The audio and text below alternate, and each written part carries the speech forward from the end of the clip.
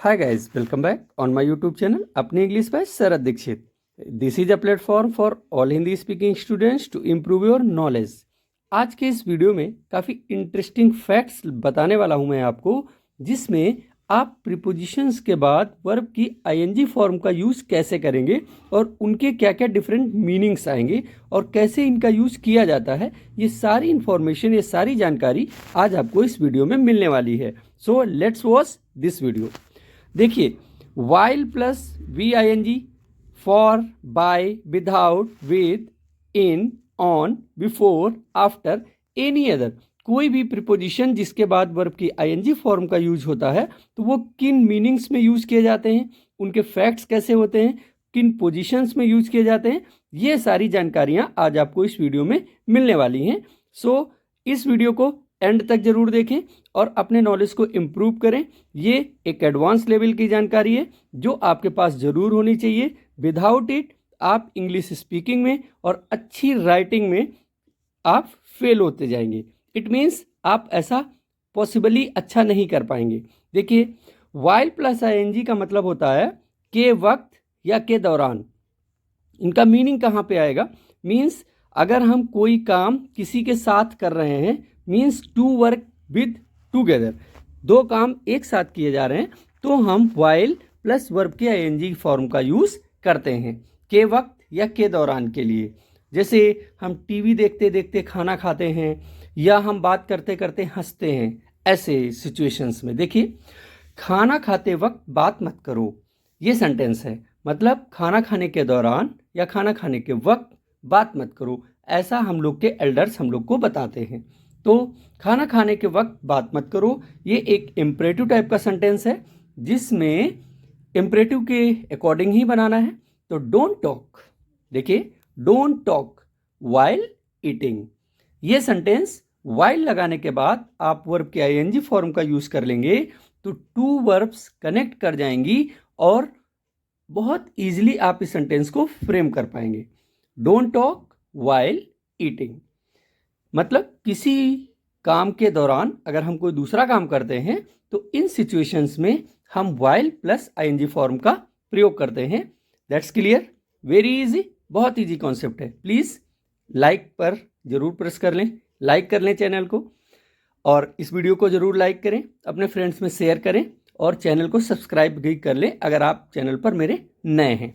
Next करते हैं, English बोलते वक्त हिचकिचाओ मत. डोंट हेजिटेट, डोंट हेजिटेट, हिचकिचाओ मत. कब कब नहीं हिचकिचाना है आपको? While speaking English, while speaking English. Don't hesitate while speaking English. Very simple, very easy, बहुत इजी ट्रिक्स हैं, बहुत इजी वीडियो है, इजी लैंग्वेज में मैं आपको समझा रहा हूँ. प्लीज़ इसको प्रैक्टिस में अपने डालें और स्पीकिंग में यूज़ करें. आगे देखते हैं. तो डोंट हेजिटेट वाइल स्पीकिंग मतलब हिचकिचाइए मत बोलने के दौरान, इंग्लिश बोलने के दौरान आपके अंदर हिचकिचाहट ना हो. के दौरान या के वक्त इस सेंटेंस में वाइल का यूज होता है, ये बात डेफिनेटली अब तक आप समझ गए होंगे.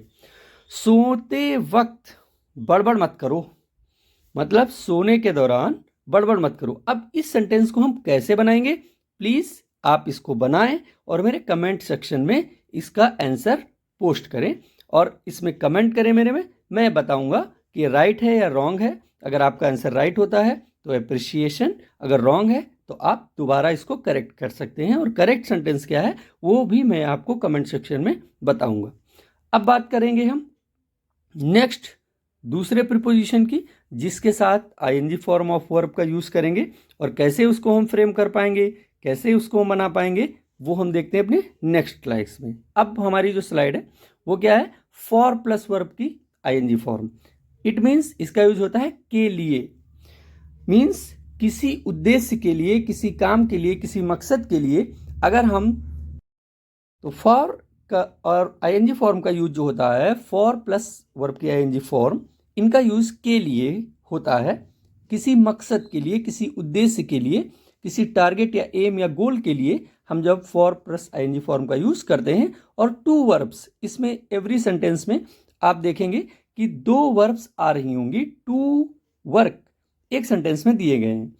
मैं इंग्लिश सीखने के लिए कोचिंग ज्वाइन किया है। मैंने इंग्लिश सीखने के लिए कोचिंग ज्वाइन किया है, मतलब कोचिंग को मैंने शुरू किया है। तो ज्वाइन किया और सीखना 2 वर्ब हो गई। तो पहली जो मेन वर्ब है ज्वाइन किया है, और उसके साथ हम जब फॉर के साथ आईएनजी फॉर्म का यूज कर लेंगे तभी इस सेंटेंस को हम फ्रेम कर पाएंगे। तो देखिए, ये सेंटेंस नॉर्मली प्रेजेंट परफेक्ट का सेंटेंस है। किया है, लिया है, दिया है, चुका है, ऐसे टाइप का फ्रेम होता है। तो I have joined, I have verb की थर्ड फॉर्म का यूज प्रेजेंट परफेक्ट में होता है। I have joined coaching, I have joined coaching, मैंने कोचिंग ज्वाइन किया है। ये सेंटेंस इतना बन गया। अब जो हमारा दूसरा बचा हुआ सेंटेंस है इंग्लिश सीखने के लिए, तो for learning English, for learning English, for learning English, I have joined coaching for learning English. हमने इंग्लिश सीखने के लिए कोचिंग ज्वाइन किया है। अब ये सेंटेंस प्रेजेंट परफेक्ट में था और सीखने के लिए हमको फॉर लर्निंग का यूज करना पड़ा, और ये सेंटेंस ये जो फॉर्मेट है वर्ब की आईएनजी फॉर्म का यूज प्रीपोजिशन के साथ। वैसे अभी तक आप ये देखते थे कि प्रीपोजिशंस का मोस्टली यूज जो होता है वो नाउन के पहले होता है, और नाउन का रिलेशन बताता है अदर सेंटेंस से। यहाँ पे जो आईएनजी फॉर्म का यूज हो रहा है ये एज अ पार्टिसिपल इसके साथ यूज किया जा रहा है। मैं यहाँ आपकी मदद करने के लिए आया हूँ। मैं यहाँ पर आया हूँ एक वर्ब हो गई, और मतलब यहाँ पे मैं आपके लिए हूँ, तो इसके साथ इन सब के लिए आप टू प्लस वर्ब की फर्स्ट फॉर्म का यूज भी कर सकते हैं, इन्फिनेटिव का यूज भी कर सकते हैं, और पार्टिसिपल का यूज भी कर सकते हैं। तो मैं यहाँ आपकी सहायता करने के लिए हूँ। ये भी सेंटेंस नॉर्मली एक सिंपल सेंटेंस है, क्योंकि ये किसी टेंस से बिलोंग ना करके नॉर्मल फ्रेम किया जा सकता है। कैसे बनाएंगे इसको ये देखते हैं। इसमें भी देखिए 2 चीज़ें हैं, लिए हूँ और मदद करने के लिए हूँ। तो यहाँ पे जो मदद करने का कॉन्सेप्ट है वो हम बनाएंगे for plus ING form of verb से। इसको देखेंगे, इसको हम कैसे फ्रेम कर पाते हैं। और अच्छा, यहाँ पे एक एक्स्ट्रा इन्फॉर्मेशन जो है उसको भी अपने माइंड में रखिए। इन सभी जगहों पर आप two plus first form of verb का भी यूज कर सकते हैं। ये सिंपल सेंटेंस था। तो देखिए, आई am here for helping you, I am here for helping you, यहां पर मैं आपकी सहायता करने के लिए हूं। ये सेंटेंस आप ऐसे भी बोल सकते हैं, I am here to help you, that's also is correct. I am here to help you, मैं वहां उसकी मदद करने के लिए हूं। अब इसको कैसे फ्रेम करेंगे? इजी ट्रिक, आप इसको बनाइए और मेरे कमेंट सेक्शन में पोस्ट करिए। कमेंट सेक्शन में अपनी जो सजेशंस हैं उनको जरूर लिखें कि हम इस सेंटेंस को कैसे फ्रेम कर पाते हैं और हम इस सेंटेंस को कैसे आगे बना पाते हैं। अब हम बात करेंगे अपने नेक्स्ट प्रीपोजिशन के साथ दूसरी वर्ब्स को, और जो हमारे सेंटेंसेस में बहुत ही हेल्पफुल होंगी। तब तक प्लीज़ चैनल को लाइक शेयर सब्सक्राइब बिल्कुल ना भूलें। चैनल पर नए हैं तो सब्सक्रिप्शन में ज़रूर चले जाएं, मुझसे जुड़ें, और आगे से आगे आप एक्स्ट्रा से एक्स्ट्रा न्यू टाइप की इंफॉर्मेशंस प्राप्त कर पाएंगे, getting a new informations. So please subscribe my channel, and जो हमारे रेगुलर व्यूवर्स हैं ना वो इसको लाइक जरूर कर दें। अब बात करेंगे हम बाई प्लस वर्ब की आईएनजी फॉर्म की। ये एक और अच्छा कॉन्सेप्ट है। कर या करके, मतलब ऐसा करके मुझे अच्छा लगा, ऐसा करके मुझे बुरा लगा, ये करके मुझे सेटिस्फैक्शन मिला, ये करके मुझे खुशी नहीं हुई। इस टाइप के जब हम सेंटेंसेस हिंदी में बोलते हैं तो उनको हम इंग्लिश में कैसे बोलेंगे, कैसे फ्रेम करेंगे, ये सारे कॉन्सेप्ट आप बाई के द्वारा बना सकते हैं। कैसे बनाएंगे? देखिए, पहला हमारा सेंटेंस है, मैं उसकी मदद करके मुझे अच्छा लगा, मतलब मैंने उसकी मदद की तो मुझे अच्छा फील हुआ। तो कुछ भी करके या करना अगर हमको ठीक लग रहा है, बुरा लग रहा है, मतलब हम 2 काम कर रहे हैं, एक हमने कुछ किया है उसके लिए, वो हमको ठीक लगा। तो ऐसा कॉन्सेप्ट में हम बाय प्लस वर्ब के आईएनजी फॉर्म का यूज करते हैं। उसकी मदद करके मुझे अच्छा लगा। टेक्निकली ये सेंटेंस जो है वो पास्ट इंडेफिनिट से बिलोंग करता है। मीन्स ये गागी गे तो है, बट ये वर्क कंप्लीशन की बात कर रहा है, मतलब वर्क कंप्लीट हो चुका है। ध्यान से समझिए, ऑल टाइम सिंपल आप जब बेसिक लेवल पे होते हैं तो आपको ये पता रहता है कि अगर किसी सेंटेंस के एंड में गा गी गे आता है तो वो फ्यूचर टेंस में जाता है। बट ऑल टाइम ऐसा नहीं है। ये आपको जितना जितना आप आगे पढ़ते जाएंगे आपको ये चीज क्लियर होती जाएंगी। तो अच्छा लगा, ये पास्ट का सेंटेंस है। तो I felt good by helping her या हिम। हिम भी लिख सकते हैं, हर भी लिख सकते हैं, क्योंकि उसकी जो है वो एक अननोन है, मेल या फीमेल के बारे में बात नहीं समझा पाएगा आपको। तो I felt good by helping him. और यहां फेल्ट का यूज क्यों किया गया? क्योंकि ये पास्ट इंडेफिनिट का सिंपल सेंटेंस है, पास्ट इंडेफिनिट का नॉर्मल अफर्मेटिव पॉजिटिव टाइप का सेंटेंस है, और जिसमें वर्ब की सेकेंड फॉर्म का यूज किया जाता है। वही बात मैंने अभी आपको पहले ही बोली थी कि ऑल टाइम आप गागी गे के हिसाब से मत समझिए कि ये पास्ट फ्यूचर ही होगा। इंग्लिश सीख कर मैं जॉब करूंगी। देखो, इंग्लिश सीख करके फिर मैं ऐसा, ये देखिए गागी गे आया लेकिन फ्यूचर है। I will do a job, ठीक है, और सीख करके by learning English, by learning English, English सीख करके मैं जॉब करूंगी। तो ये सेम सेंटेंस सिचुएशन समझिए, वो काम कर चुका था तो वहां पे फर्स्ट सेंटेंस में वो पास्ट में चला गया, और ये नेक्स्ट है जॉब इन फ्यूचर करेगी, तो यहाँ पे विल का यूज किया गया और उसके साथ वर्ब की फर्स्ट फॉर्म का यूज किया गया। और बाय लर्निंग इंग्लिश ये अपने प्रीपोजिशन के कॉन्सेप्ट से, वहां जाकर मैं उससे बात करूंगी। ये फ्यूचर का सेंटेंस है, मैं आपको इतनी हेल्प कर दे रहा हूं। ये फ्यूचर इंडेफिनिट का नॉर्मल सेंटेंस है अफर्मेटिव, और इसको आप बनाएंगे और इसको फ्रेम करेंगे। मीनिंग्स एवरीथिंग इज क्लियर है, इसमें ज़्यादा मुश्किल कुछ भी नहीं है। और इस सेंटेंस को आप बना के मेरे कमेंट सेक्शन में भेजेंगे। That is a homework for you. Next देखते हैं without plus verb ING for. के बिना, विदाउट का मीनिंग होता है के बिना, यानी किसी के बिना। जैसे जल बिन मछली, फिश विदाउट वाटर। तो कुछ भी अगर किसी के बिना, यानी वो ना हो, प्रेजेंट ना हो, वो चीज उसके पास वजूद में ना हो, तो हम विदाउट का यूज करते हैं के बिना के लिए। हिंदी में के बिना एक वर्ड आएगा और इसके लिए हम विदाउट का यूज करेंगे, और ये आईएनजी फॉर्म ऑफ वर्ब का ही सीधा कॉन्सेप्ट है। तो अब बात करते हैं, देखिए, इंग्लिश सीखे बिना आप इंग्लिश सिखा भी नहीं सकते। मीन्स विदाउट लर्निंग, सिंपल आप अगर इसको बोलें तो without learning English you can not teach to another persons. ऐसे भी आप इसको बोल सकते हैं, इंग्लिश स्पीकिंग में everybody can understand to it. But अगर आप रिटन लैंग्वेज में जाएंगे तो आप ये प्रेजेंट का कैन से बनने वाला एक सिंपल सेंटेंस है। देखिए, आप इंग्लिश सिखा भी नहीं सकते, इसमें हम सीखे बिना जो है विदाउट लर्निंग पहले भी यूज कर सकते हैं। Without learning you can not teach English, सिखा भी नहीं सकते, सिखाना। लेकिन अगर रिटन में आते हैं तो हम बेसिक से शुरू करते हैं। तो पहले उस सेंटेंस को बनाएंगे जो सेंटेंस टेंस के अकॉर्डिंग है। तो you can't teach English, you can't teach English. Can not को कांट स्पीकिंग में बोलना चाहिए। You can't teach English without learning it. अब देखिए, अगर इंग्लिश को हम पहले यूज कर ले रहे हैं एज ए नाउन, तो हम विदाउट लर्निंग के बाद अगेन इंग्लिश का यूज नहीं करेंगे। विदाउट लर्निंग इतना छोड़ सकते हैं, या विदाउट लर्निंग इट। सबसे अच्छा यह है कि विदाउट लर्निंग इट का यूज किया जाए। डबल टाइम इंग्लिश का यूज करना बेहतर नहीं है। आप सेंटेंस सिंपल बोलिए, you can't teach English without learning it. इसको सीखे बिना इंग्लिश आप पहले यूज कर चुके हैं, तो डबल टाइम बोथ प्लेसेस पे एक ही नाउन को सेम रिप्लेस कर देना अच्छा सिस्टम नहीं माना जाता है।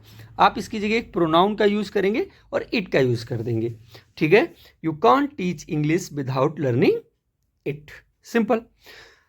और वो मैंने अभी एक और कॉन्सेप्ट आपको बताया कि without learning English you can't teach it, ऐसे भी आप इसको लिख सकते हैं।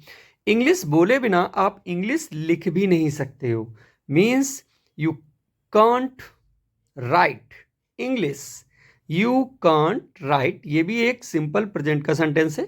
You can't right English without speaking it.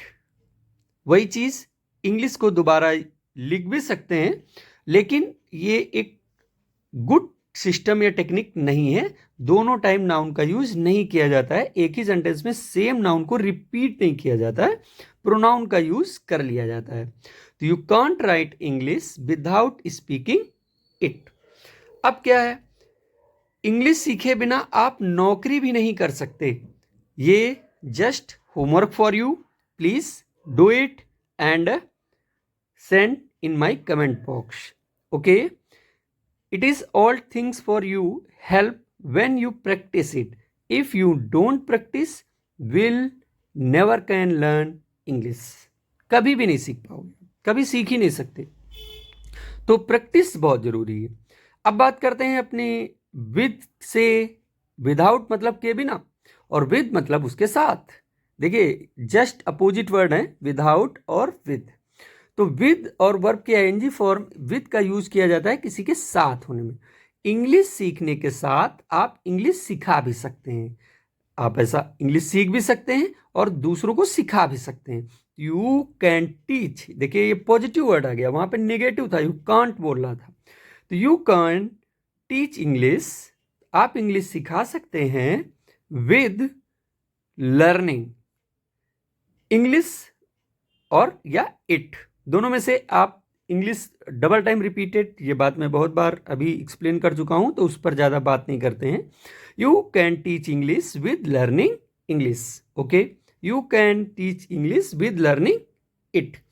You can write English with speaking English. Same उसी सेंटेंस को पॉजिटिव वर्ड्स इन, यानी वो नेगेटिव, विदाउट एक नेगेटिव वर्ड है और विद एक पॉजिटिव वर्ड है। You can write English with speaking it. और नेक्स्ट सेंटेंस होमवर्क है। अब बात कर लेते हैं इन और उसके साथ आईएनजी फॉर्म के आने का। ये बहुत अच्छा कॉन्सेप्ट है, इसको आप और ज़्यादा फॉलो करें। मुझे इंग्लिश बोलने में प्रॉब्लम है, ये एक नॉर्मल टाइप का सेंटेंस आप हमेशा बोलते हैं और definitely 80% people of English learning वो इस सेंटेंस को जरूर बोलते हैं कि मुझे इंग्लिश बोलने में प्रॉब्लम है। तो I have some problem in speaking, I have some problem in speaking English. I have some problem in speaking English. Everybody, as beginners or advanced, not a perfect. If anybody is not perfect in speaking English, then all the person use this sentence. अब बात करते हैं, उसे लिखने में problem है। He has some problem in writing. Simple concept है, बहुत इजी, बहुत सिंपल कॉन्सेप्ट है। आप इसको बहुत अच्छे से यूज करें, फॉलो करें और अपने दोस्तों को समझाएं और बताएं।